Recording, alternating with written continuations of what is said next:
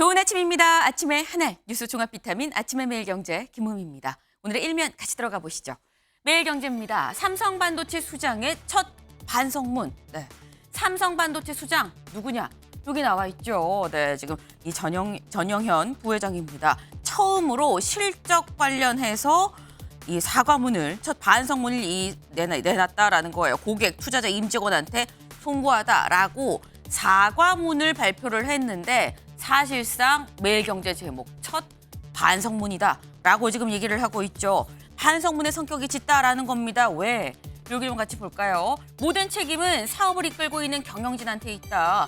위기 극복을 위해 경영진이 앞장서서 꼭 제도약의 계기를 만들겠다라고 얘기를 했습니다. 내용상으로도 반성문스럽다라는 느낌이 드는데 이런 반성문을 쓴 이유가 바로 이거죠. 삼성전자 3분기 영업이익이 9.1조다라는 겁니다.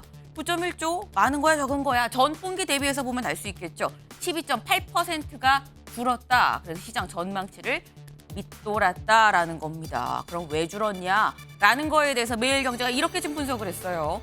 삼성전자에 세 가지 실책이 있다. 첫 번째, 고대역폭 메모리 이거 개발하는데 실개했다. 지인직에 투자해서 개발했어야 되는데 늦었다라는 거죠. 인공지능 패러다임 전환도 지연됐다, 늦었다라는 겁니다. 특히 2017년 이후 계속 세계 반도체 1위는 삼성이었었는데 1위라는 자만심에 아니라는 태도에 빠져 있었던 거 아니냐라는 겁니다. 일단 반성문을 썼습니다. 반성문을 썼으면 지금부터 잘해 나가면 되는 거죠. 너무 늦기 전에 쓴 반성문이라 오히려 다행이다 싶기도 합니다. 다음 기사 볼까요? 동아일보입니다. 고려아연 쩐해 전쟁 격화에 금감원 조사 착수입니다. 지금 고려아연 현 경영진 그리고 영풍 그리고 이 BMK 파트너스 연합 관련해서 양쪽에서 공개 매수 경쟁을 지금 현재 벌이고 있죠. 나날이 매수가 올라가고 있습니다. 이게 너무 과열이 되다 보니까 이복현 금감원장이 뭐라고 얘기를 했느냐. 이거 조사에 착수하겠습니다라고 얘기를 했습니다. 불공정 행위가 있다면이라는 거죠. 불공정 행위가 있는지 없는지 조사를 해보겠다라는 거예요. 이게 단순히 그냥 공개 매수가 아니라 이 과정에서 뭔가 하더라라는 의혹들도 막 남발이 되고 그 과정에서 뭔가 시장이 혼란스러워지는 거 아니겠느냐라는 게 지금 밑에 깔려 있다라는 건데 과열된 경쟁에 찬물 한 바가지가 될 수 있을까요? 지켜봐야 될 것 같습니다. 다음 기사 볼까요? 국민일보입니다. 거부권 우회로 뚫는 야 김여사 상설특검 착수입니다. 김여사 특검법이 아니고요. 김여사 상설특검에 착수 들어갔다라는 겁니다. 거부권이 이 거부권이 행사되면서 자꾸 이 재표결에서도 결국 부결되다 보니까 우회로를 야당이 뚫는 것 같다라는 거죠. 어제 민주당이 상설특검 요구안을 제출을 했습니다. 네, 말씀처럼 지금 그동안 냈었던 김건희 여사 특검법이랑은 좀 다르죠. 상설특검법입니다. 이건 거부권을 행사할 수 없다. 과반 출석에 과반 표결하면 그냥 통과돼서 시행을 할 수 있는 거다라는 거죠. 그래서 우회로다라는 표현이 같이 붙었습니다. 우회로가 정말 뚫리게 되는 걸까요? 이 얘기를 저희가 잠시 뒤에 이 얘기를 해볼 예정입니다. 더불어서 다음 기사를 좀 보시죠. 야당이 우회로를 뚫는다라고 할 때 한국일보입니다. 민주당 상설특검법 속도전, 대통령실 직속 검찰 만들 것. 대통령실 입장은 이겁니다. 이거 야당 직속으로 검찰 만들겠다는 거 아닙니까? 라는 얘기를 지금 하고 있는 거예요. 네. 지금 대통령실 입장에선 당연히 반발할 수밖에 없는 건데 근데 이런 상황에서 무슨 얘기가 나오느냐? 다음 기사 보시죠. 한겨레입니다. 친한계 일부 도이치 김건희 여사 기소해야 라는 얘기가 도이치모터스 주가 조작 이 사건 관련해서 김건희 여사를 기소해야 된다라는 게 친한계 일부긴 합니다. 친한계 일부에서 나오고 있다라는 거죠. 네. 이제 곧 이 관련해서 이 도이치모터스 주가 조작 사건 관련해서 김 여사의 기소 여부가 곧 결정이 나지 않겠느냐라는 얘기가 나오고 있죠. 근데 대체 친한계에서 왜 굳이 이렇게 얘기를 하는 거야? 여길 좀 보겠습니다. 오히려 불기소된 특검 요구가 거세져서 부담이 될 수 있다.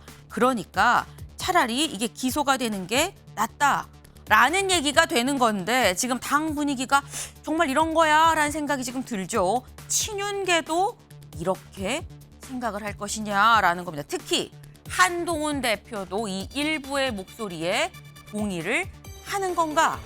이 지금 궁금증이 꼬리에 꼬리를 봅니다. 그래서 이 얘기를 좀 저희가 잠시 뒤에 좀 대담으로 좀 깊게 짚어보겠습니다. 다음 기사 볼까요? 세계일보입니다.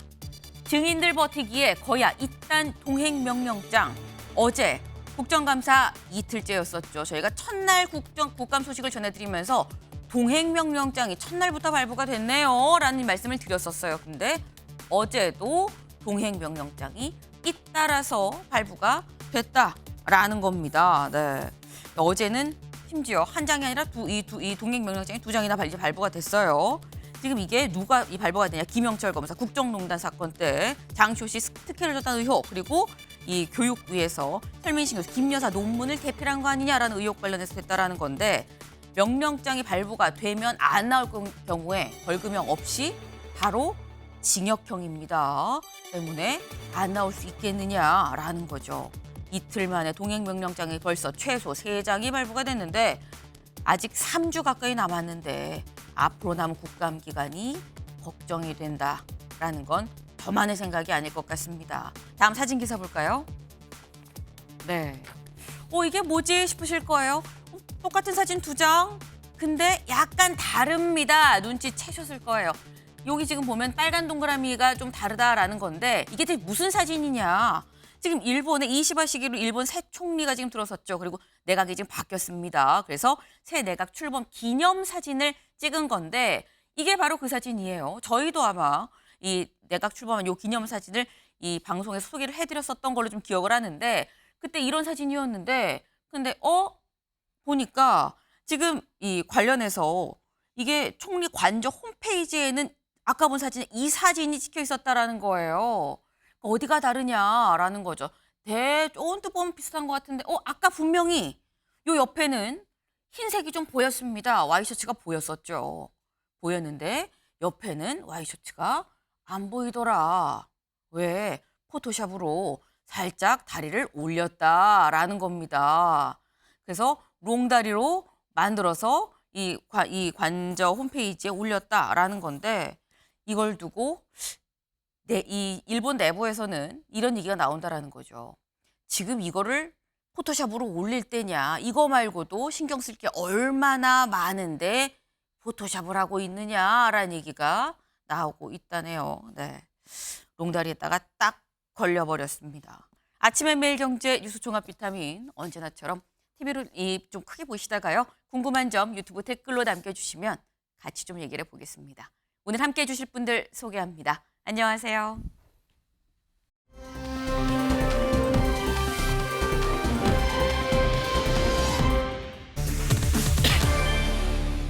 거부권의 우회로 등장입니다. 기사 같이 볼까요? 야, 김건희 상설특검 시동, 윤 거부권 무력화. 네. 아까 제가 일면에 살짝 소개를 해드렸죠. 민주당이 이제 그냥 특검법 아니고 상설특검 요구안을 제출을 했습니다. 어제 그 모습 같이 먼저 보고 오시죠.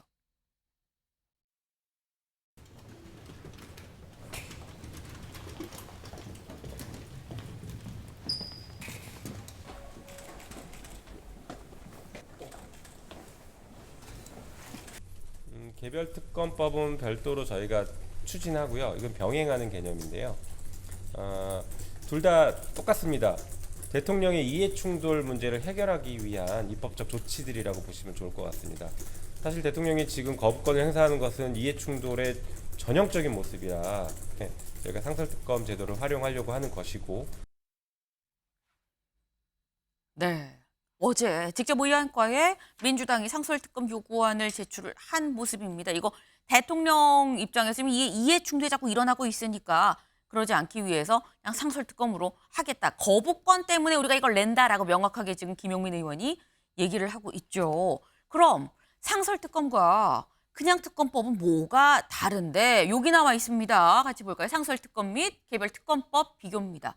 일단 지금까지 이 제출됐었던 건 이 지금까지 이 제출된 특검법을 보면은 김건희 여사 특검법 관련해서 이거는 국회 본회의에서 의결이 되고요. 그리고 난 다음에 대통령이 거부하지 않고 법률안으로 공포를 해야 이제 실효가 되는 거죠. 그리고 거부권 여부, 거부권 가능합니다. 근데 상설특검은 불가능하다는 거죠. 더불어서 특검이 발동이 되는 데 있어서 앞서서는 대통령이 이걸 공포를 해야 됐었지만 상설특검의 경우에는 그냥 국회 본회의에서 의결이 또는 법무부 장관 직권이기 때문에 본회의에서 의결만 되면 된다. 근데 지금 야죠. 민주당만으로도 충분히 통과가 가능하다라는 겁니다. 거부권도 불가능하고요. 특검 후보자 추천 방식을 보면 김건희 특검법의 경우는 사실 민주당 비기섭단체 그리고 이 안에서 대통령이 3일 이내에 한 명을 임명해라라는 거였었는데 상설특검은 어떠냐? 법무부 차관, 법원행정처 차장 그리고 등등해서 각 한 명 하고요. 여야 몫으로 각 2명이 있습니다. 이거는 원래 상설특검법인데 여기에서 있는 여야 몫에서 이거는 대통령 가족이 연루된 사건의 경우에는 여당의 추천을 좀 배제하자라는 규칙 개정안을 전날 먼저 또 발의를 했어요. 그래서 이것도 여야가 아니라 야당 몫으로만 추천이 들어가게 된다. 이번 상설특검이 시행이 되면. 수사기간은 김건희 특검법은 150일, 이거는 90일. 기간은 좀 짧지만 대통령의 거부권이 미치지 않는 상황이다라는 거죠. 그래서 상설특검을 지금 우리가 하려고 한다라는 겁니다. 근데 최수영 위원님, 예. 지금 보시면 아시겠지만 특검법은 뭐 국민의힘이 단결해서 재표결할 때 다 같이 거부하면 부결이 될 수 있는 사안인 상설특검은 사실 야당이 추진하면 그냥 될 수밖에 없어 보이거든요. 국민의힘 입장에서 이게 대응책이 있을까 싶습니다. 대응책이 없죠. 네. 자, 그러니까 이게 원래 그래서 김건희 여사 특검법과 더불어서 민주당이 사실 몇 달 전부터 투트랙으로 준비하고 있던 겁니다. 그런데 이게 부결될 경우에, 그러니까 김건희 여사 특검법이 부결될 경우에 플랜 B로 마련해 둔 거죠. 근데 지금 보니까 내표가 이번에 이탈표가 나오긴 했는데 네. 앞으로도 이런 독소 조항이 있는 한 국민의힘이 응해줄 것 같지 않거든요. 그러니까 상설특검을 냅니다. 근데 저는 인정합니다. 상설특검법이야말로 2014년에 국회가 여야 합의해서 만들어 놓은 상설특검법이니까 언제라도 국회가 활용할 수 있죠. 네. 그러니까 이거는 뭐 위법도 아니고 맞죠. 그런데 자, 대통령 가족이 연루됐다는 이유만으로 여당 추천 몫을 뺀다? 그 규칙을 냈잖아요. 개정을 네. 냈잖아요. 이것도 통과가 돼요. 왜냐하면 이게 입법사항이 아니기 때문에 이건 그냥 운영인 규칙으로 하니까 과반인 정당 가진 사람들이 할 수 있습니다. 그런데 네. 제가 드리고 싶은 말씀은 원래 특검이라는 게 정치적 중립성과 객관적 결과성을 보기 위해서 하는 건데 이게 그러면은 야당 입맛에 맞는 사람의 야당 그 특검이 그 결과를 낼 수 있잖아요. 더더군다나 저는 그래서 민주당이 3가지를 걸었잖아요. 처음 네. 특검으로 그 인천세관 마약 수사 의혹 사건, 그다음에 뭐 삼부토건. 제가 보기에는 말하자면 이게 간보기용으로 해놓고 네. 진짜 자기들이 하고 싶은 거는 특검법에 뒤로 놔둔 거죠. 그래서 여기에서 국민 혹시나 하다가 뭐가 나오면 국민들이 그럼 진짜 민주당 특검 해야 되겠다 할 때 그걸 하려고 이거는 이제 말하자면 아하. 엄포용으로 하는 거죠. 근데 이런 게 특검 정신에 맞는가? 여야가 합의로 이게 상설특검이라 하면 어떤 경우에도 정치적 중립성을 갖자는 게 원래 목표인데 네. 그런 것에 대한 거 다 배제해버리고 자신의 입맛에 맞는 것을 한다? 저는 민주당이 플랜 B지만 너무 정략적 의도성을 가진 특검법이라고 생각이 됩니다.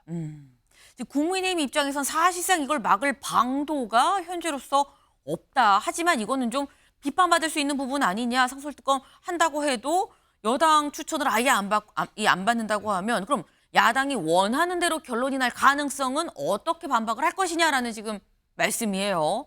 사실 용산 대통령실에서도 비슷한 입장인 겁니다. 다음 기사를 좀 볼까요? 용산 대통령실에서는 이렇게 얘기를 해요. 용산 상설특검은 민주당 직속 검찰.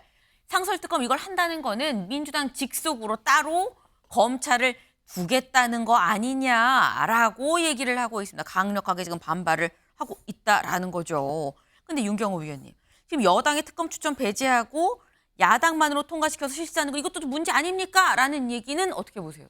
글쎄 국회 규칙을 바꿔가지고 하겠다 이건데 네. 구체적으로 보면 국민의힘 추천 2명 네. 이걸 조국혁신당 뭐 기타 이쪽에서 추천하는 걸로 하겠다.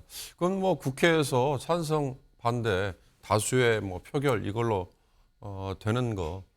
기술적인 문제라고 치부할 수도 있어요. 핵심은 이 명분이 뭐예요?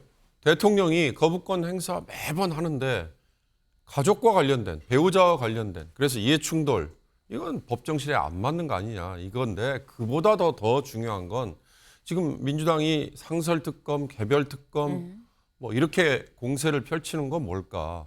국민들이 여론조사를 해보면 60몇 프로, 70몇 프로가 대통령이 자꾸 김건희 여사 관련된 특검법에 대해서 거부권 행사하는 거, 이거 안 맞는 것 같다.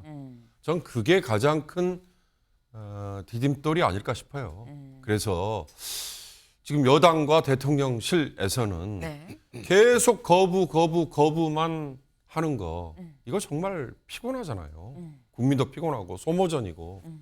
그러니까 곧 있게 될 검찰의 도이치모터스 공범 뭐 여부에 대한 기소 뭐 이런 거라든가, 네. 아니면 앞으로도 있어야 될 뭐 다른 사안에 대해서 정말로 김건희 여사의 직접적인 사과라든가 네. 이런 정치적인 걸로 이걸 돌파하지 않으면 개별 특검, 상설 특검, 또 뭐 부결, 또 재의결, 뭐 이거 다람쥐 쳇바퀴 돌듯이 돌 거 아니에요. 이걸 풀 수 있는 건 아까 민주당 직속의 검찰이 뭐 상설 특검이라고 그랬잖아요.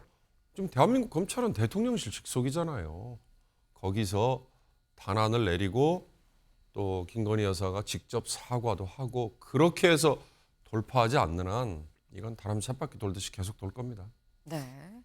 뭐 대한민국 검찰은 대통령실 직속이다라는 말씀이니까 비유하자면 그렇다는 겁니다. 실제 그렇다는 얘기가 아니라. 근데 어쨌거나 지금 이렇게 뭐 소소하게 무슨 조항 하나 이런 거 얘기할 게 아니라 도도하게 흐르는 그 기저에 흐르는 이 민심을 좀 봐야 된다. 자꾸 거부권으로 거부를 하는 거에 대해서 반발하는 민심이 있으니까 상설특검 얘기까지도 나오는 거 아니겠느냐라는 말씀을 지금 하신 겁니다. 네. 지금 이 상황이 국민의힘 입장에서는 상설특검도 오고요.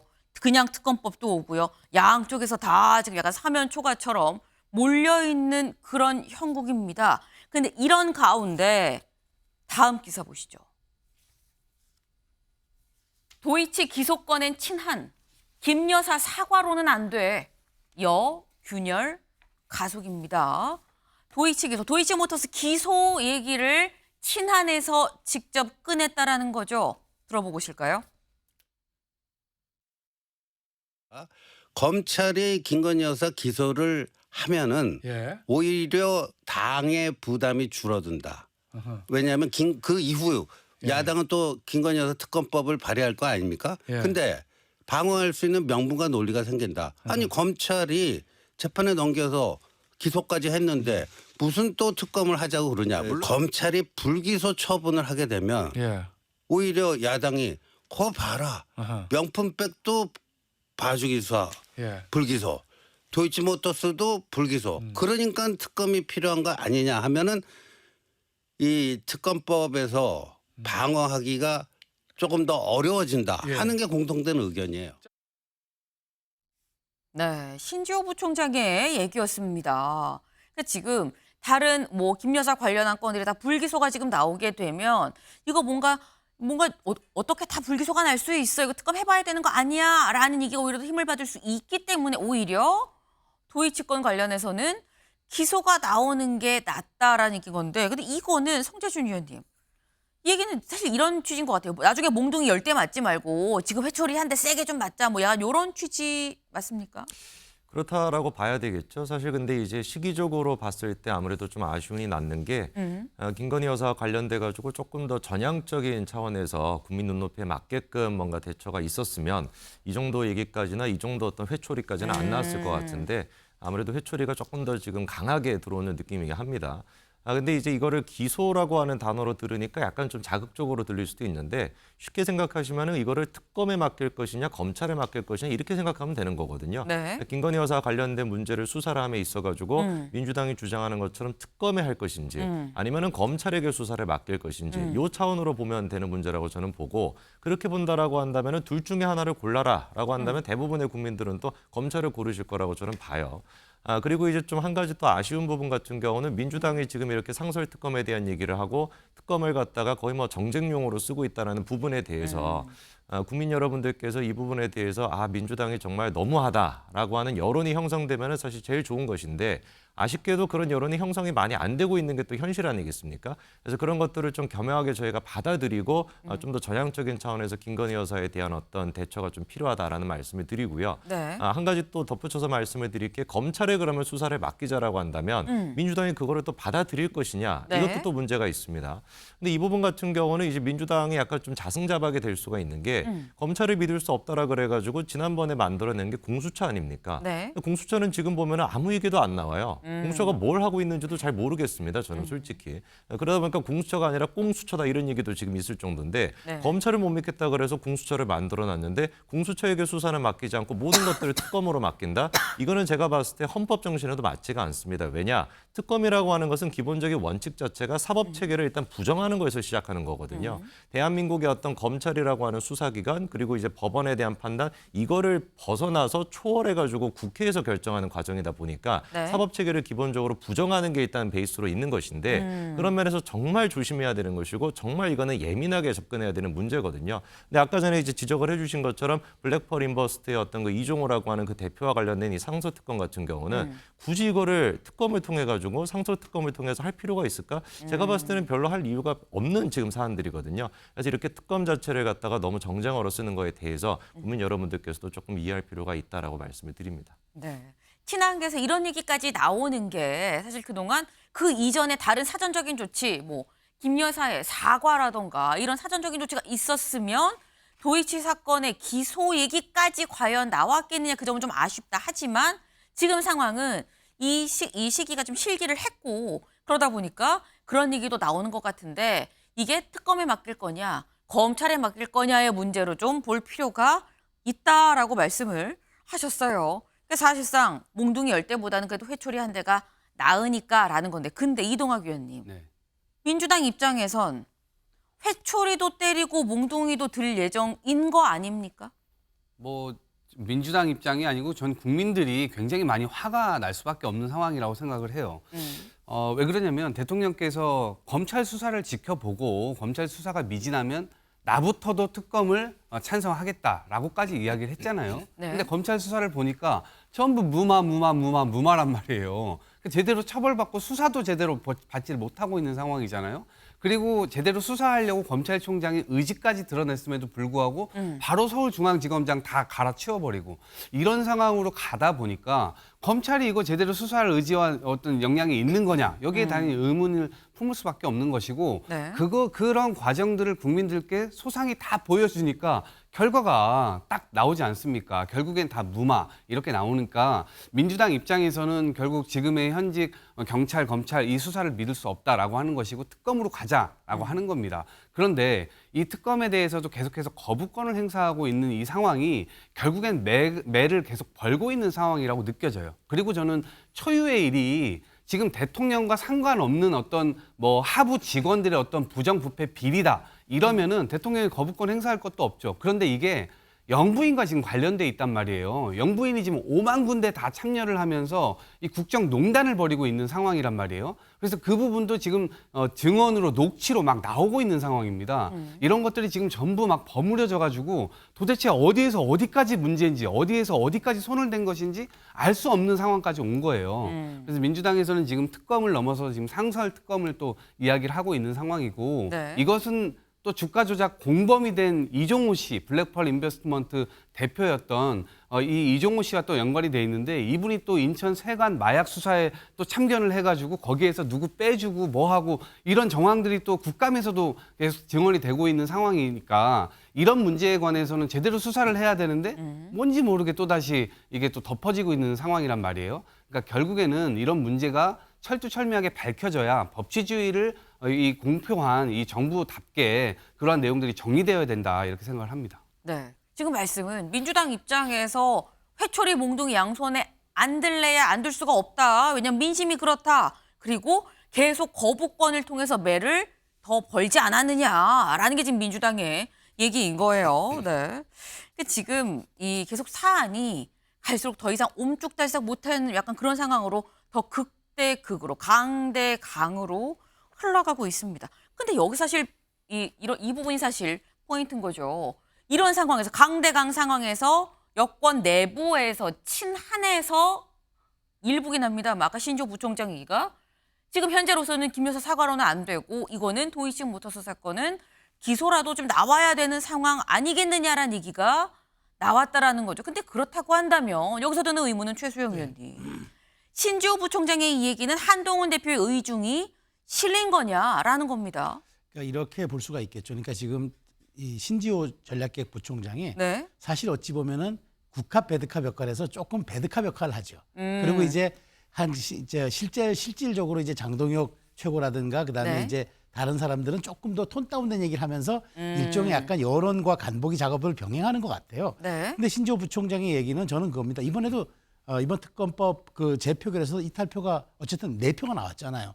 자, 그렇다면 지금 여권 내 기류도 이렇게 가다가 특히나 이번 국감 때 사실은 지금 김건희 여사 관련해 가지고 좀 증인들을 좀 무더기로 신청해 놓지 않았습니까? 네. 근데 이제 여기에서 또 지금 뭐 우리가 조금 더 다루겠지만 명태균 씨라든가 의혹이 본물처럼 쏟아져 나오기 때문에 혹시라도 여기서 또 트리거가 될 만한 이른바 방아쇠가 될 만한 게 더 크게 나오면 여론이 더 악화되니까 차라리 도이치모터스 같은 거는 2심, 1심, 2심 판결이 좀 바뀌었기 때문에 네. 같이 공범으로 된 사람도 유죄가 나왔기 때문에 그렇다면 이런 부분에 대해서 선제적으로 방어 조치라는 게 어떻겠느냐 그 얘기를 했지만 저는 한동훈 대표 입장은 좀 다를 거라고 봐요. 왜냐하면 한동훈 대표 입장에서 당대표잖아요. 네. 지금 여권의 균열이 반드시 한동훈 대표에게만 우호적으로 작용하지 않는다는 거죠. 대통령과의 차별성도 좋고 네. 다 필요하지만 어쨌든 국민의힘이란 여당을 어떻게 위기관리를 하느냐가 한동훈 대표의 미래 리더십을 가늠하는 가늠자이기 때문에 무조건 여기서 그렇다면 대통령과 차별하겠어. 그래서 도이치모터스 기소로 가야지. 라고 하는 건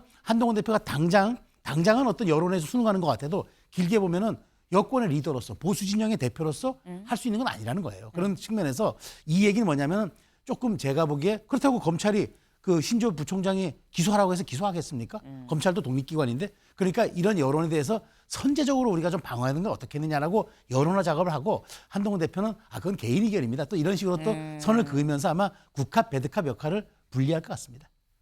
지금 말씀은 신지호 부총장은 친한계 내부에서도 국합, 배드캅의 이 역할을 하는 사람의 입장이기 때문에 좀 더 세게 나가고 반보, 한보 정도 앞장선 얘기를 하는 거지만 한동훈 대표 입장에서는 그 정도 선까지는 아닐 것이다. 다만 이런 배드캅 역할을 한다는 거에 대해선 용인을 한 부분은 있긴 있을 거다라는 취지의 말씀입니다.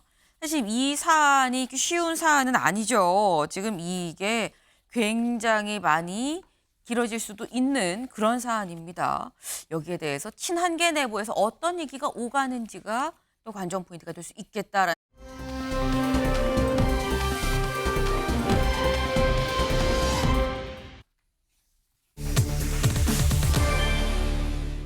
나 구속?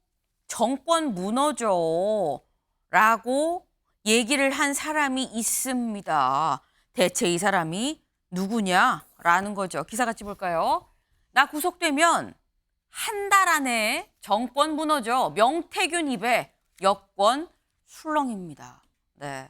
이 공천 개입 의혹 관련한 핵심 당사자 중에 한 명인 거죠. 이 명태균 씨가 한 얘기가 이겁니다. 내가 만약에 구속이 돼, 그럼 이 정권 한 달 안에 무너져라고 얘기를 한다는 거죠. 뭐 그냥 저녁 먹다가 술자리에서 얘기한 게 아니고요. 직접 언론 인터뷰에서 그런 얘기를 했다라는 겁니다. 같이 볼까요? 네, 바로 어제 이런 얘기를 했습니다. 내가 지금까지 나온 거는 내가 했던 일의 20분의 1도 안 나왔어요. 내가 입 열면 진짜 뒤집히지. 내가 뭐 감옥에 들어가면 구속되면 한 달 만에 이 정권 무너지겠지라고 얘기를 했다라는 겁니다. 근데 여기서 드는 의문이 그거예요. 그럼 내가 했던 일, 응? 내가 입 열면 대체 내가 한 일이 뭔데, 무슨 일을 했는데 라는 생각이 윤경호 의원님 안 들 수가 없습니다. 그래서 조금 있으면 구체적인 녹취록이 혹시 나오는 거 아닌가? 육성이 담긴 그 육성에 국민이 깜짝 놀랄 만한 주인공은 누구겠어요? 명태균 씨와 통화를 한 예를 들어서 김건희 여사 또는 윤 대통령의 지시가 담긴 명태균과의 대화 예를 들어서 이런 게 나와버리면 그러니까 저 명태균이라는 사람이 제가 보기에는 전형적인 정치 브로커인 것 같은데 네. 도대체 이 정치 브로커로서의 역할과 행세를 어느 시점에 어느 단계 누구에게 했느냐. 단순히 김영선 전 의원의 공천이나 아니면 창원 뭐 김해 이런 데를 중심으로 하는 경남 지역에 국한된 거냐. 국회의원 선거요. 근데 그게 아니라 지금 본인이 한 얘기를 보면 윤석열이라는 검찰총장 출신의 후 정치인을 대통령 만드는데 자기가 다 한 것처럼 지금 그렇게 행세를 하고 있잖아요. 그리고 아주 전형적으로 이 언론을 쥐락펴락 가지고 논다는 느낌이 드는 게 처음에 온라인 매체가 보도할 때는 계속 함구하고 부인만 하고 있다가 네. 그 다음에 본인이 약간 궁지에 몰릴 것 같으면 나 이거 까면 뭐 어쩌고 저쩌고 이런 식의 협박 이걸 뭐 JTBC, 동아일보 이런 뭐 이제 레거시 미디어를 또 활용해서 하잖아요. 그러니까 이런 전형적인 수법인데 저는 대통령실에서 내놓은 이 해명문 이것도 정말 더 논란을 불러일으키는 게요. 대통령과 언제 만났다? 이 얘기에서 딱 그치고 말았잖아요. 핵심은 김건희 여사와 명태균이라는 사람이 어떤 관계였는가 이거에 대해서 국민은 굉장히 궁금해하는 상황이거든요. 네. 왜 이 얘기가 시작이 거기서 됐으니까. 근데 그거는 단 한마디도 하지 않았다는 거에서 지금 계속 꼬리에 꼬리를 물게 되지 않을까 이런 걱정이 됩니다. 네. 지금 말씀 이 관련해서 지금 명태균 씨가 연일 지금 언론과 인터뷰를 하고 있습니다. 지금 제가 이 말씀드린 것만 뭐 JTBC, 뭐 동아일보, SBS 있는데 그 얘기 전날 채널 A하고도 또 인터뷰를 했었어요. 이런 비슷한 얘기를 했습니다. 뭐라고 했느냐? 만약에 내가 들어가 그럼 검사한테 나 잡아 넣을 거예요라고 내가 물어보겠다. 한 달이면 하야하고 탄핵이고 이거 감당되겠어요? 라고 내가 검사한테 그렇게 물어보려고요. 감당되면 그럼 마음대로 하세요라고 내가 얘기를 할 겁니다. 라고 얘기를 했고 이 얘기가 실제 보도가 됐습니다. 근데 또 보도가 되고 나니까 이 기사를 쓴 기자한테 자신이 인터뷰한 그 기자한테 연락을 해서 내가 이거 농담 삼아 한 얘기예요. 요거 좀 삭제해 주세요라고 요청을 했다라는 거죠. 근데 여기서 쓰인 이 단어들을 보면요. 하야는 직접 대통령이 내려오는 거죠. 탄핵은 끌어내려지는 겁니다. 근데 탄핵 뭐가 됐든 일단 뭔가 대통령이 자리 보존하기 어려울 거야라는 뭐 그런 취지의 지금 어마어마한 엄청난 얘기를 지금 하고서 농담 삼아 한 얘기니 요거는 삭제해 주세요 라고 얘기를 했어요. 성재준 의원님. 근데 그러고 난 다음에 또 다음 날 또 JTBC 가서 비슷하게 나 감옥에 가면 이 정권 무너져 이 얘기를 하고 있는 거거든요. 이 뭡니까? 아니 그러니까 이분의 어떤 그 심리 상태나 메시지에 대해 가지고 저희가 분석을 할 필요가 딱히 있나라는 생각이 들 정도로 제가 봤을 땐 그냥 자기가 하고 싶은 얘기랑 그다음에 약간 허풍이나 이런 것들이 많이 이제 들어가 있다라는 느낌을 많이 받습니다. 뭐 예를 들어 가지고 지난 대선 때 자기가 했던 일을 뭐 다 알려지게 된다면은 사람들이 자빠질 것이다 뭐 이런 얘기도 하시던데 네. 또 봐야 되겠죠 진짜로 뭐 자빠질지 안 자빠질지. 근데 저도 뭐 나름대로 정치에 관심을 많이 갖고 뭐 여러 가지를 분석을 많이 해왔습니다만 이번에 제가 참 허당이 아니었나라는 생각이 들더라고요. 네. 어떻게 이렇게 훌륭하신 분을 갖다가 제가 이번에 처음 이름을 알게 됐을까? 얘기하시는 걸 들어보면은 뭐 안 한 게 없습니다. 지금 모든 것들을 제가 다 했다라는 거 아니에요? 안 한 거를 찾는 게 지금 더 어려울 정도로 뭐 총리에 대한 얘기부터 시작해가지고 대통령부터 뭐 김종인 위원장 얘기도 나오고 모든 것들을 다 했다라는 것인데 과연 이게 신빙성이 좀 있는 얘기일까? 뭐 어쨌거나 본인 스스로가 자기 휴대전화를 4대나 포렌식을 했다라고 합니다. 휴대전화 4대나 포렌식을 했다니까 어떤 내용이 좀 있을지는 지켜봐야 될 것 같고요. 검찰 같은 경우는 일단 그 압수수색을 통해 가지고 지금 이제 태블릿 PC나 휴대전화 6대를 또 이제 확보했다라고 하니까 그걸 또 대조해 가지고 저희가 확인해 봐야 될 것 같은데 팩트를 일단 좀 생각을 해본다면은 일단 그 김영선 전 의원이 돈을 건넨 거는 팩트가 맞잖아요. 그렇기 때문에 정치 자금 수사관법 위반으로 지금 이제 수사가 진행이 되고 있는 것인데 네. 이 부분에서 어떤 일이 있었는지 조금 더 명확하게 면밀하게 저희가 봐야 될 것 같고 그 9천만 원뿐만 아니라 다른 또 지방자치단체를 통해 가지고 돈을 더 받아서 한 1억 2천만 원 정도가 지금 됐다고 검찰이 보고 있는 것 같은데 어쨌거나 그런 돈이 간 거는 분명히 팩트가 맞고 그리고 대통령을 만난 것도 분명히 팩트는 맞습니다. 대통령실에서도 인정은 했으니까요. 그래서 이 부분에 대해서 조금 더 정확하게 이게 좀 내용이 나와줘야 그래야지 이제 국민들도 좀 헷갈리지 않을 거라고 저는 보고요.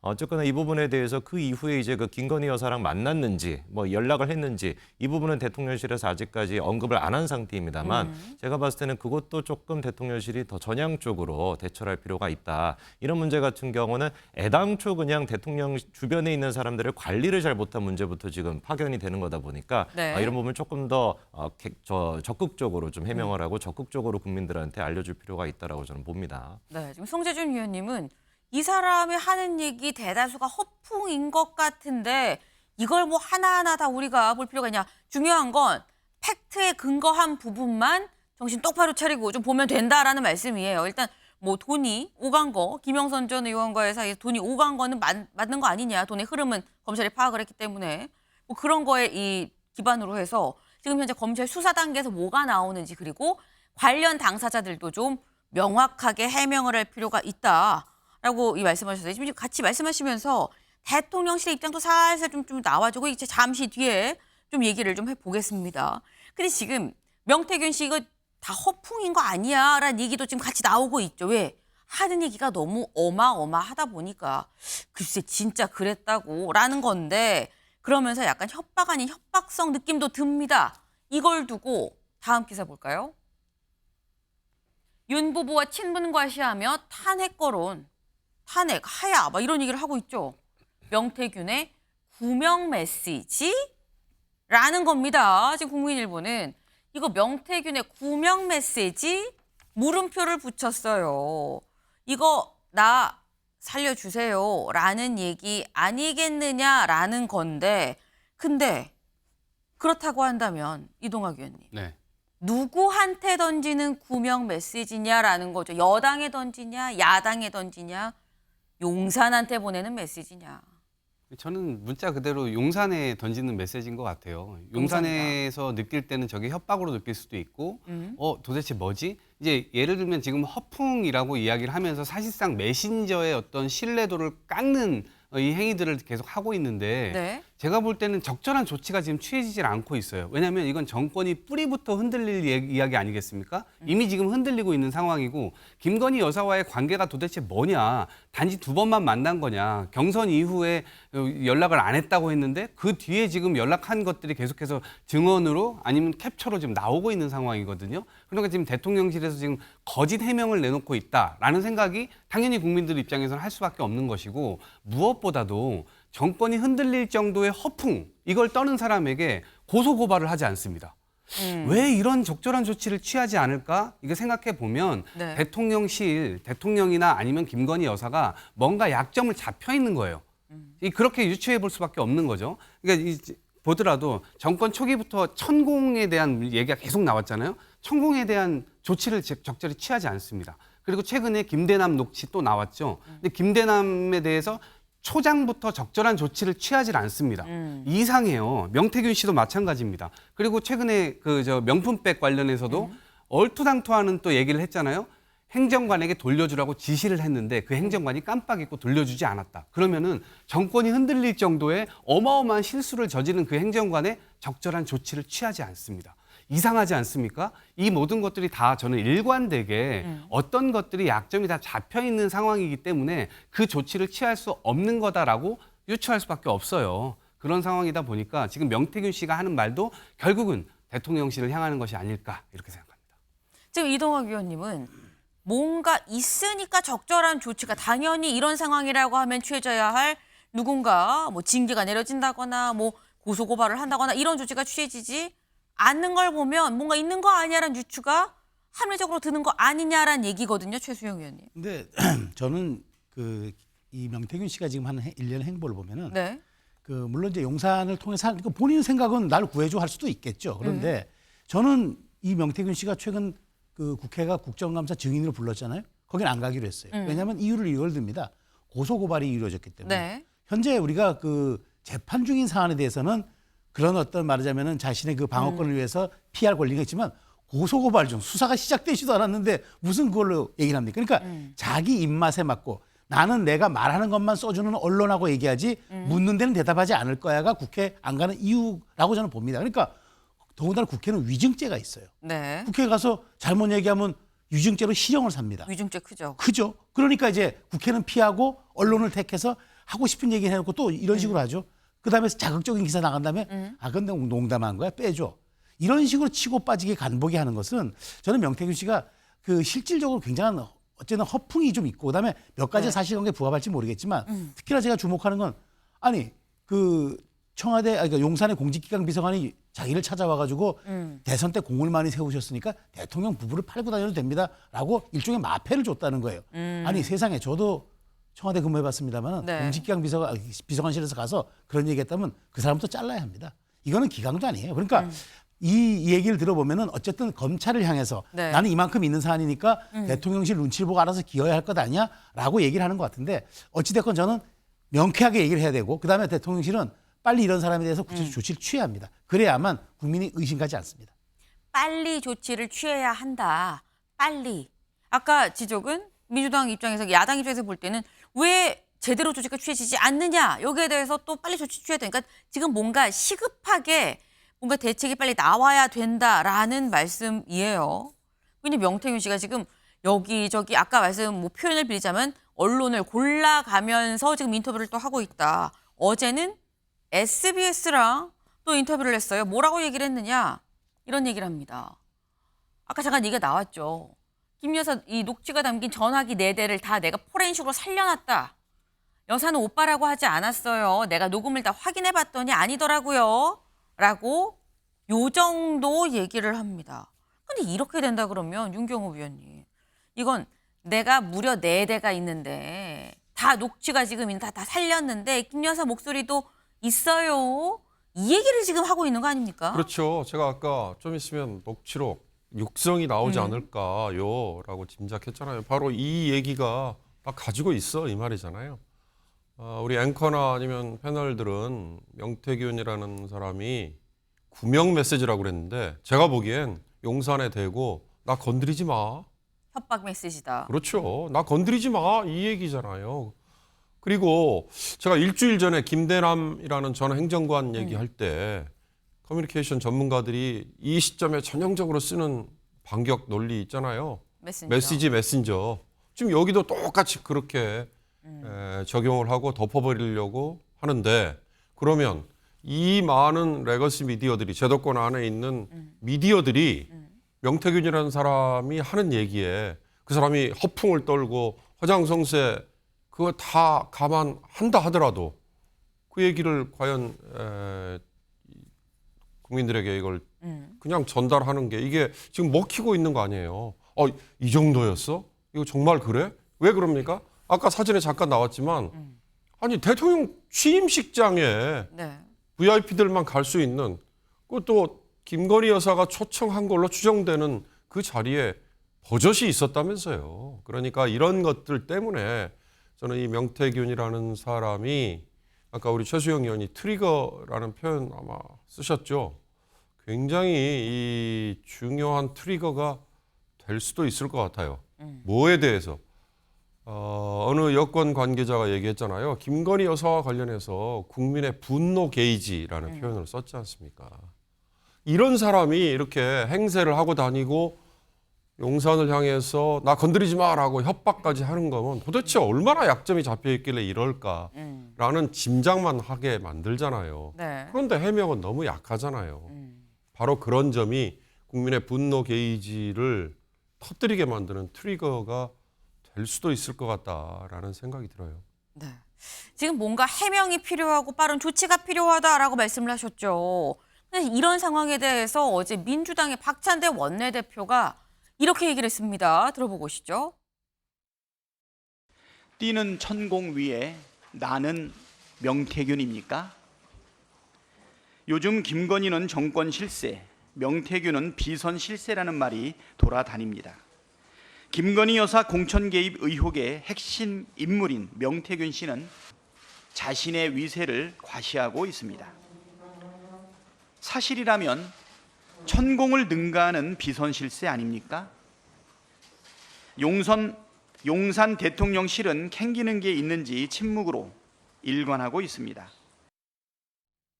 네, 박찬대 원내대표 굉장히 자극적인 이 단어를 쓰면서 좀 비판을 했어요. 근데 그러면서 캥기는 게 있는지 침묵으로 일관하고 있다라고 용산 대통령실을 직접적으로 저격을 했는데 그래서인 건지는 모르겠습니다만 대통령실에서 어제 직접 알림, 네, 그게 아닙니다라는 취지의 이 알림 보도자료를 지금 냈어요. 뭐라고 했느냐?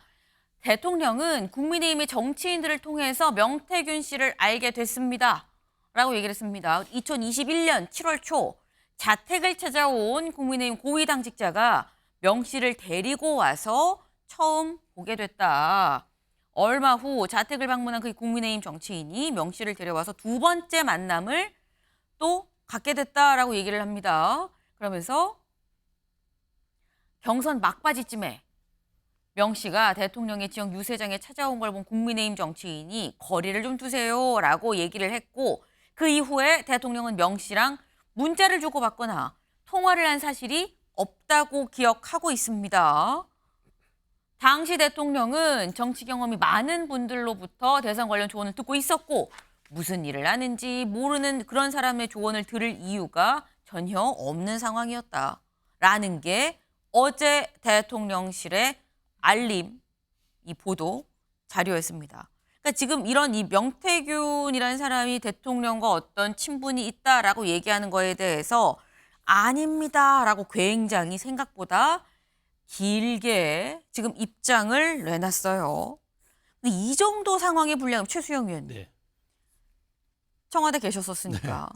이 정도 사안에 이 정도 분량의 알림 메시지를 길게 냈다는 건 대통령한테 직접 물어봤다는 거거든요. 그렇죠. 대통령 지금 순방 중입니다. 네. 순방 현지에서 물어봐서 뭐 적어서 왔을 수도 있고 네. 여기에서 정진석 비서실장이 전화해서 물어봐서 냈을 수도 있긴 합니다만 일단 이 정도 냈다는 건 대통령실도 굉장히 예의주시하고 있다는 거 아닙니까? 그렇습니다. 지금 이 초기 이게 말하자면은 초기 피지 이른바 프레스 가이드거든요. 네. 초기 피지가 이 정도 나왔다는 거는 이 사안 자체에 대해서 굉장히 엄중하게 바라보고 있고 대통령도 아마 2, 3년 전에 기억을 더듬어서 네. 아마 이제 말씀해 줄 수도 있고 아니면은 그 현지에서 이제 이 정도 얘기를 좀 전해줘라고 얘기할 수도 있었을 것 같아요. 그러니까 어떤 형태로 오는지는 모르겠으나 네. 중요한 거는 지금 이 피지가 이제 이 프레스 가이드가 앞으로 지금 말하자면 명태균 씨가 앞으로 더 수위를 어디까지 높일 것인가에 따라서 이제 선별 대응을 해줘야 되잖아요. 그런 측면에서 제가 보기에 첫 대응치고는 조금 빈약하다는 생각이 들어요. 왜냐하면 조금 더 말하자면 구체적이고 네. 조금 더 정확한 내용이 나가야 되는데 한 2번 봤는데 그냥 정치인이 데리고 온 걸로 기억한다. 근데 상대는 지금 그런 얘기를 안 해요. 지금은 내가 셀 수도 없이 내가 아크로비스타 해갖고 구체적인 얘기 나오는데 상대가 이렇게 나올 때는 마찬가지로 해명도 조금 적극적이고 그다음에 단호해야 합니다. 근데 단호하지도 않고 조금 뭔가 지금 이게 약간 좀 불투명한 상황으로 보이는 걸 봐서 조금 더 아마 전략적인 고려를 한 다음에 네. 제가 보기엔 이제 두 번째 이제 입장문은 조금 더 아마 수위가 좀 있고 강경하게 나올 것 같은데 어찌됐건 실기하면 안 된다. 왜냐하면 지금 매일매일 이게 나오는 상황에서 어쨌든 용산 대통령실 입장만큼 네. 지금 정확한 게 없거든요. 아는 사람이 없기 때문에. 그래서 네. 저는 조금 더 진일보된 그다음에 좀 더 정확한 그런 지금 프레스 가이드가 나올 필요가 있다는 생각이 듭니다. 좀 더 구체적인 해명과 설명이 필요하다라는 지금 그 말씀이에요. 그러면서 실기하면 안 됩니다. 실기하면 안 돼요라고 반복해서 지금 말씀을 하셨는데 이 어제 대통령실 입장문에 관련해서 지금 대통령실은 그냥 뭐 국민의힘의 뭐 고위 당직자가 데리고 와서 그래서 만났어요라고 지금 얘기를 한 거죠. 그럼 그 고위 당직자가 대체 누구냐라는 건데 다음 기사를 보겠습니다. 기사 속에 나와 있어요. 대통령실 윤 이준석이 데려와 명태균 처음 봐. 이준석 헛소리 장난치지 말라. 정면으로 반박. 이게 대체 무슨 소리냐라는 거죠. 이걸 좀 보겠습니다. 대통령실 관계자는 여기서 말하는 고위 당직자는 이 의원, 이준석 의원을 지칭한 거다라고 얘기를 했습니다. 그래서 동아일보가 이준석 의원한테 연락을 해봤다는 거죠. 반면 이 의원은 이날 헛소리라고 반박을 했다. 명 씨가 자신한테 보냈던 문자 메시지를 공개하면서 이준석이 명 씨를 당시 윤석열 총장한테 소개했다라고 하면서 명 씨가 이준석한테 윤 총장한테 사과하세요라고 말을 했겠어요? 라고 반문을 했다라는 거. 이게 대체 무슨 얘기냐? 이준석 의원이 자신의 SNS에 당시 그 문자도 같이 또 올렸습니다. 무슨 문자냐? 이거죠. 이준석이 명태균 사장을 윤석열 당시 총장한테 소개했다면서 명태균 사장이 이준석한테 윤석열에게 사과하라고 하나요? 이후 소통을 끊어요. 이것도 확인해 볼까요? 라고 얘기를 했는데 문자 보여주세요. 이게 바로 그 문자입니다. 그러니까 당시에 주고받았던 거예요. 명태균 사장이라고 이준석 의원 휴대전화에 저장이 돼 있는 것 같습니다. 근데 뭐라고 했느냐?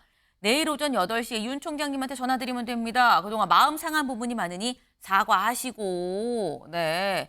뭘 도와드리면 될까요? 뭐 이렇게 좀 물어보세요. 그리고 마음에 있는 생각 말씀드리면 됩니다라고 얘기를 했다라는 거예요. 그리고 다시 한번 윤석열 총장님 만나면 정권 교체를 위해 같이 힘을 합쳐 열심히 싸우자고 말하면 좋을 것 같아요.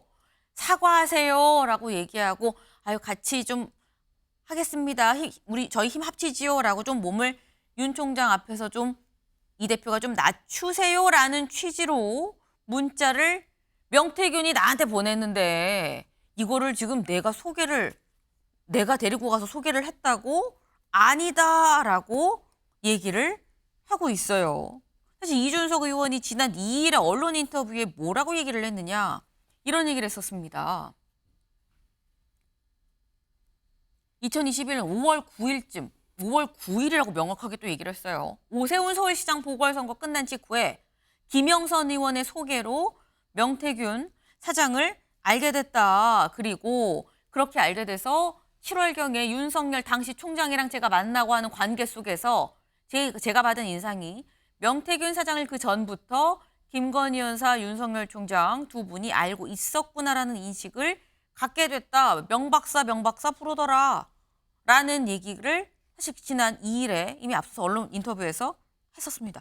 이준석 대표는 내가 소개한 거 아니에요. 무슨 얘기예요? 라고 지금 또 얘기를 하고 있어요. 이동학 의원님. 네. 이게 또 무슨 진실 공방인가 싶습니다. 진실 공방은 아닌 것 같고 명쾌하게 지금 드러난 것 같아요. 왜냐하면 캡처본이 나왔잖아요. 문자를 읽어보면 이준석 대표가 소개를 하는 건지 명태균 사장이 소개를 하는 것인지 누구나 보면 딱 알 수가 있죠. 명태균 사장은 기본적으로 대통령과 대통령 부인 이 심기를 정확하게 파악을 하고 내일 아침에 전화할 때 이렇게 얘기를 하라까지 가이드까지 전해줍니다. 그러니까 이미 대통령과 김건희 여사는 명태균 사장을 알고 있었을 가능성이 농후하다 이렇게 볼 수밖에 없고 지금 이 사건으로 보자면 대통령실은 메신저로서 손상이 됐다고 봐야 됩니다. 왜냐하면 거짓 해명을 했어요. 그러니까 이 굉장히 중요한 살얼음판 위에서 지금 자신은 2번밖에 만나지 않았고 그 이후로는 연락도 안 했고 잘 알지도 못했다. 그리고 오히려 이준석 씨가 소개해서 지금 알게 됐다. 네. 이렇게 지금 이야기를 하고 있는 거잖아요, 사실상. 그러면 지금 저 메시지는 완전히 잘못된 메시지예요. 그렇기 때문에 김건희 여사와 윤석열 대통령은 앞으로 이 건에 대해서 끌려갈 수밖에 없는 상황이 되는 겁니다. 왜냐하면 대통령이 명태균 씨를 허풍이라고 몰아붙이는 대통령과 김건희 여사의 말을 신뢰할까요? 그렇지 않을 겁니다.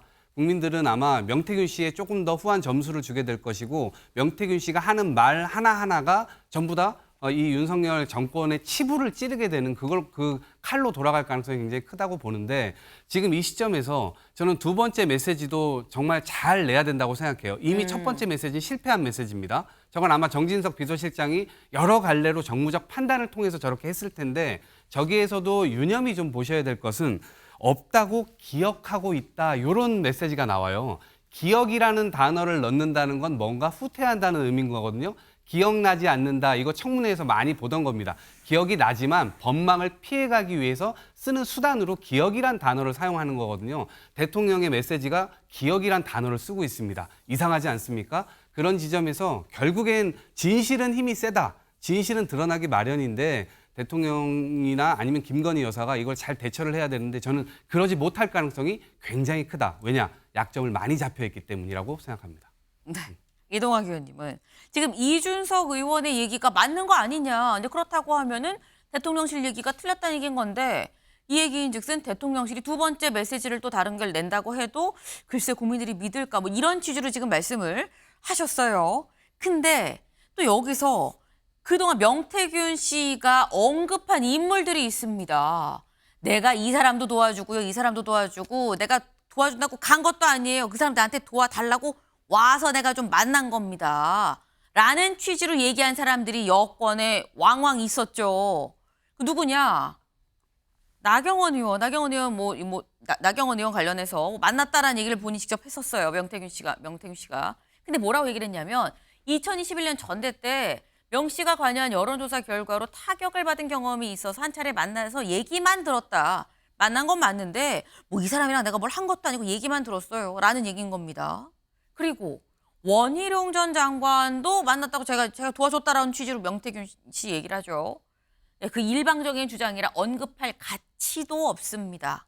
아니다라는 거죠. 더불어서 홍준표 대구시장하고도 뭐 매일 전화하고요. 뭐 내가 김건희 여사 공격 좀 그만하시라고 내가 얘기를 했어요. 라고 명태균 씨가 얘기를 했었습니다. 그럼 그 홍 시장은 뭐라고 얘기를 하느냐. 여론 조작꾼이라 상대하지 않았다. 자기 과시형 과대망상자라 진작부터 단절했다라고 얘기를 하고 있습니다. 지금 다 같이 명태균은 허풍쟁이에요 라고 얘기를 지금 하고 있는 거예요. 이 사람 말한 거 아닙니다. 사실이 아니에요 라고 지금 말을 하고 있는데 근데 그렇다고 하면은 또 막연하게 지금 명태균 씨의 입을 통해서 나오는 얘기를 성재준 위원님 이걸 다 또 아니라고도 볼 수 있는 맞다고 볼 수 있는 거냐 아니라고 볼 수 이것도 사실 지금 분간이 사실 하기 어려운 상황인 거거든요. 그렇죠. 이게 그러다 보니까 이제 좀 생각이 저희가 정리를 해본다면은 네. 명태균 씨가 일단 저런 어떤 그 정치권의 인사들을 만났던 거는 또 어느 정도 사실인 것 같고, 근데 이제 만나면서 뭐 여러 가지 얘기를 하겠죠, 그렇죠? 그러니까 어느 정도의 사실에다가 또 허풍까지 이렇게 같이 들어가다 보니까 이게 혼재가 돼가지고 이제 뭐 저희 입장에서 같은 경우도 뭐가 진실인지 뭐가 거짓인지 분석을 하기가 좀 어려운 시점입니다. 네. 그렇기 때문에 아까 전에 이제 그 이준석 의원에 대한 그 얘기 같은 경우도 이준석 의원의 얘기가 뭐 100% 맞는지 그리고 또 이준석 의원의 얘기도 어느 정도 또 과장이 있을 수도 있는 것이고 그래서 어느 쪽에 이제 단언을 하고서 우리가 좀 분석하는 거는 맞지 않을 것 같고요. 다만 이제 이런 상태에서 그럼 우리가 뭘 해야 되냐? 네. 이때 이제 중요한 질문이 이제 뭘 해야 되냐라는 것인데 그거에 대한 답은 사실 이제 대통령실이 가지고 있는 겁니다. 그래서 아까 전에 이제 많은 분들이 지적을 해주신 것처럼 이 사안에 대해서 그냥 또 일방적인 허풍이다라고 몰아붙일 것도 아니고 네. 어느 정도의 사실이 또 있는 부분이 있을 수도 있으니까 대통령실이 이 부분에 대해서 꼼꼼하게 메시지를 전공하고 내야 된다. 아까 전에 이동학 위원님께서 얘기를 해주신 것처럼 표현에서 제가 봐도 약간 좀 이제 좀 부정확한 부분들이 있거든요. 뭐 기억이 난다라는 표현 같은 경우는 대통령실이 공식적으로 입장을 내는데 좀 저는 부적절하다라고 보고 그리고 굳이 그 고위 그 공직자를 이준석 의원이라고 지칭할 필요도 있었을까라는 저는 좀 아쉬움도 듭니다. 괜히 또 일을 좀 키우는 게 아닌가. 그리고 아까 전에 그 장문의 메시지 같은 경우도 대통령실 입장에서 같은 경우도 네. 김건희 여사와의 어떤 그 연결성에 대한 해명은 아예 안 들어가 있거든요.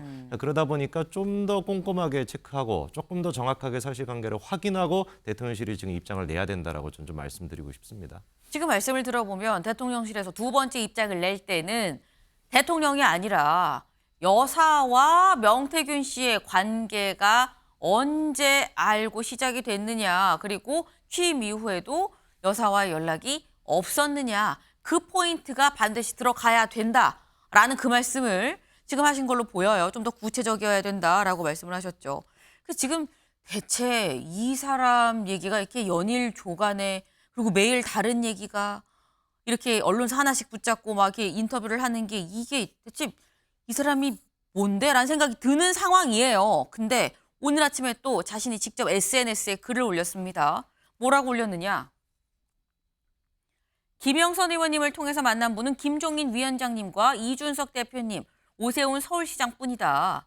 괄호 다들 입만 열면 거짓말. 괄호 닫고. 네. 이런 글을 올렸어요. 그러니까 나는 김영선 의원을 통해서 내가 직접이 아니라 내가 김영선 의원을 통해서 만난 사람 김종인, 이준석, 오세훈 셋밖에 없어요. 다들 거짓말하고 있어요. 라고 지금 얘기를 하고 있는데 이건 최수영 의원님 누가 거짓말을 하고 있다는 겁니까? 이게 제가 조금 전에 말씀드렸잖아요. 매일매일 새로운 주장과 자신들의 폭로가 나올 거라고. 근데 네. 저는 이렇게 보면은 어쨌든 지금 이 얘기를 하고 싶은 것 같아요. 그러니까 나는 내가 김영선을 통해 만난 사람은 매우 제한적이고 실질적으로 내가 주도적으로 그렇지만 역할을 했다. 그렇게 얘기를 하고 싶은 거죠. 근데 다들 자신과의 관계를 지금 부인하니까 정말 이럴 거예요? 라는 이제 얘기를 하는 것 같아요. 근데 그러다 보니까 지금 대부분 보면은 아예 부인하지는 않습니다. 그러니까 나경원 의원도 일부 인정하고 지금 뭐 홍준표 의원도 알긴 알지만 내가 뭐 과대망상을 안 했고. 근데 네. 원희룡 의원 딱 잘라서 뭐 나는 그 일고의 가치도 없다고 얘기를 하는데 어찌 보면 지금 명태균 씨가 전방위적으로 또 무차별적으로 굉장히 많은 네트워크가 있는 것도 있어요. 실질적으로 어느 보도를 보면은 야당 의원들과도 지금 관계가 있다는 얘기도 있어요. 그런 측면에서 그래서 제가 이제 말하는 거는 우리가 어떤 사안이 벌어졌을 때 초기 대응, 첫 번째 대응이 매우 중요합니다. 그래서 충분히 그다음에 빠르게 그다음에 정확히가 이게 3대 원칙이거든요. 근데 지금 대응을 보면은 명태균 씨 주장에 계속적으로 우리의 귀가 쏠릴 수밖에 없는 그런 상황이 돼버리고 있어요. 그런 측면에서 지금 모든 사람들이 모르쇠 혹은 아니다, 기억 안 난다 이런 식으로 대응하는 거 네. 이게 오히려 불신을 자초할 수 있기 때문에 빠르고 정확하고 충분하게 해줘야 한다. 그 말씀 자꾸 거듭드리는 겁니다. 네, 빠르고 정확하고 신속하게 이 사안을 처리를 해야 된다라고 말씀을 하셨어요. 네. 한동훈 대표가 사실 그동안 명태균 씨 관련해서 김대남 씨 관련해서는 얘기를 했었습니다만 명태균 씨 관련해서 얘기를 안 했었는데 명태균 씨 관련해서 SNS에 글을 올렸어요. 뭐라고 했느냐. 정치 브로커 역할을 한 걸로 보이는 명모 씨와 관련한 일들로 정치 전반에 대한 국민들의 불신이 커지고 있습니다. 이런 구태 정치 극복하는 게 국민을 위한 정치의 출발입니다라고 얘기를 했습니다. 지금 명태균 씨 관련해서 언급을 하면서 이런 구태 정치를 극복하는 게 국민을 위한 정치다. 그동안 국민 눈높이를 거듭 강조를 했었던 한 대표가 이렇게 얘기를 한다는 거. 이건 윤경호 위원님. 한 대표 입장에서도 직접 사안의 어떤 진실이나 본질 관련해서 뭔가 액션을 취하려나? 라는 생각이 듭니다. 지금 이 진흙탕 구덩이에 나는 발을 디딘 뭐 과거가 없다. 이거에 대한 강조 이게 우선 하나 있을 것 같고요. 또 하나가 구태 정치라고 자신 있게 얘기할 수 있는 게 시청자 여러분들도 한번 생각해 보세요. 이 사안의 처음 출발이 뭐였나? 뉴스토마토에서 보도했던 김영선 의원의 공천에 김건희 여사가 개입을 했다. 거기에 중간에 명태균이라는 사람이 작용을 했다. 그 다음에 나온 게 뭐였어요? 칠불사라는 절에 모여가지고 했던 얘기. 저는 그게 구태 정치의 핵심이라는 생각이 들어요.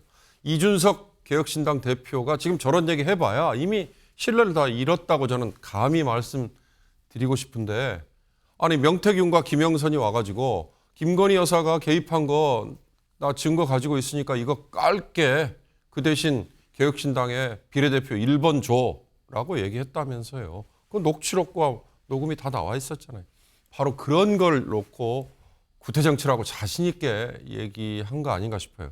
저는 이번 사안도 명태균이라는 사람이 계속 물타기 뭐 더 큰 거 뭐 나 건드리지 마라고 얘기하지만 그때 보여줬던 그 모습은 지워지기 어렵거든요. 거기에 누가 있었어요? 천하람과 이준석 개혁신당의 원투가 있었잖아요. 그러니까 그거에 자유롭지 않았다면 이들도 구태정치의 한 무리의 비난에 벗어나기 어려운 거죠. 거기에 한동훈 대표는 다행스럽게도 제가 이렇게 표현해도 될지 모르겠습니다. 다행스럽게도 발을 담근 흔적이 아직 나오지 않았죠. 그럼 지금 상태에서는 얼마든지 저렇게 얘기하고 이게 본인이 뭔가 차별화할 수 있는 계기가 될 수 있을 것 같아요. 그러나 이걸로는 펀치가 약하죠. 결국은 핵심은 김건희 여사에 대해서 어떤 단호한 입장을 취하느냐 이거에 좌우되지 않을까 싶습니다. 네. 지금 상황에서 정말 그야말로 진흙탕이다라는 얘기가 저로 나옵니다. 이 상황에서 아까 쭉 공통적으로 하신 말씀들이 있죠. 대통령실의 두 번째 해명이 어떻게 나올지가 관건이다라는 겁니다.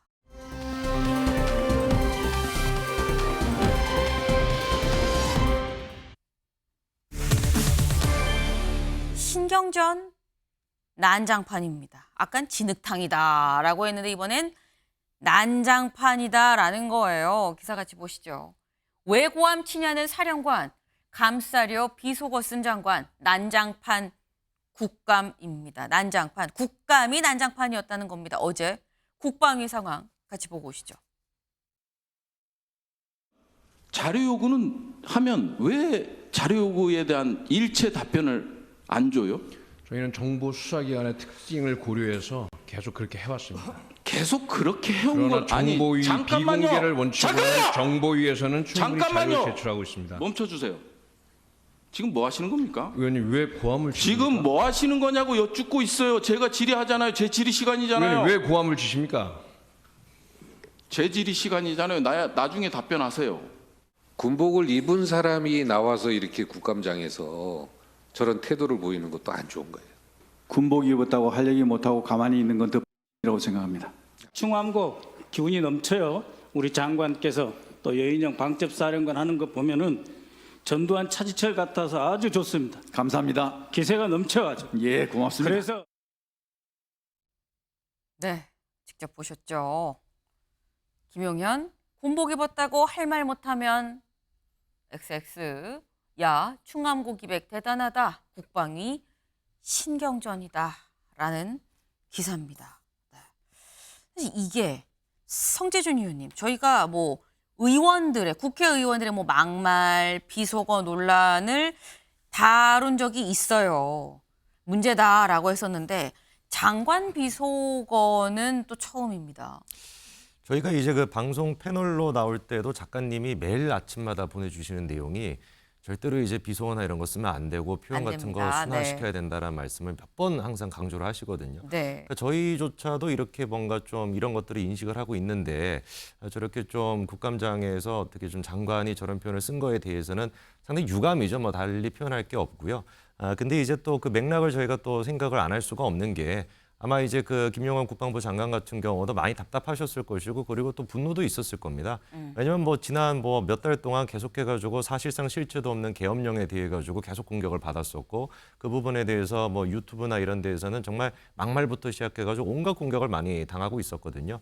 그리고 이번에 이제 국감장에서 같은 경우도 아까 전에 이제 그 부승찬 의원의 그런 이제 그 약간 소리 지르는 모습도 저희가 봤는데 참 아쉬운 게 이번에 김용환 장관의 이런 어떤 그 표현이 없었으면 아마 오늘 나오는 대부분의 언론들 같은 경우는 민주당 의원들이 보여줬던 약간 좀 너무 감정적인 모습들 이런 것들을 지적하는 기사도 많이 나왔을 것 같아요. 왜냐면 아까 전에 부승찬 지금 이제 의원이 막 화를 냈던 그 이유를 생각을 해본다면은 여인영 지금 이제 사령관 같은 경우는 다른 사령관도 아니고 방첩사령관입니다. 국가의 어떤 기밀과 관련돼 있는 방첩사령부기 때문에 네. 거기서는 당연히 제출할 수 있는 정보가 제한적인 게 상식적인 거거든요. 근데 그 점을 이제 얘기를 하는 거에 대해서 저렇게 막 화를 낼 일인가 저는 개인적으로 좀 납득이 잘 안 됐었는데 그뿐만 아니라 이제 그 김민석 그 의원 같은 경우도 얘기했던 게 신원식 전 장관의 기억력에 문제가 있지 않냐, 뭐 체력에 뭔가 문제가 있지 않냐 이런 질문들 자체도 사실 납득이 잘 안 되는 질문들이잖아요. 지금 이제 뭐 이스라엘 문제부터 시작해가지고 국방부에 대해 가지고 지금 저희가 논의할 수 있는 문제가 엄청나게 많습니다. 네. 북한의 이제 그 오물풍선도 매일같이 지금 오고 있고 그런 거에 대한 질의가 사실상 이제 그 보이지가 않아요. 기사에서 이거를 주목하고 있지도 않고. 근데 이 모든 어떤 민주당의 잘못된 질문들이나 이런 것들이 약간 좀 그 김용환 장관의 저 발언으로 묻힌 감이 있다 보니까 상당히 좀 아쉽다라는 말씀도 같이 드립니다. 네. 사실 비속어는 어떤 상황에서도 공개된 특히 공식적인 자리에서는 쓰면 안 되죠. 근데 국감장에서 또 한 번 비속어 논란이 빚어졌다라는 겁니다. 네. 아까 성재준 의원님은 아무래도 여권 입장에서는 요 논란이 없었으면은 다른 민주당의 뭔가 잘못된 행동들이 많이 부각이 됐을 텐데 아쉽다라고 말씀을 하셨는데 네. 사실 뭐 비속어는 여야를 막론하고 있어서는 안 되는 부분이라는 거. 근데 어제 국방위만 그랬느냐. 여기도 상당히 이 시끄러웠다라는 겁니다. 사진 같이 볼까요? 하나도 없는데 뭐가 시끄럽다는 거야?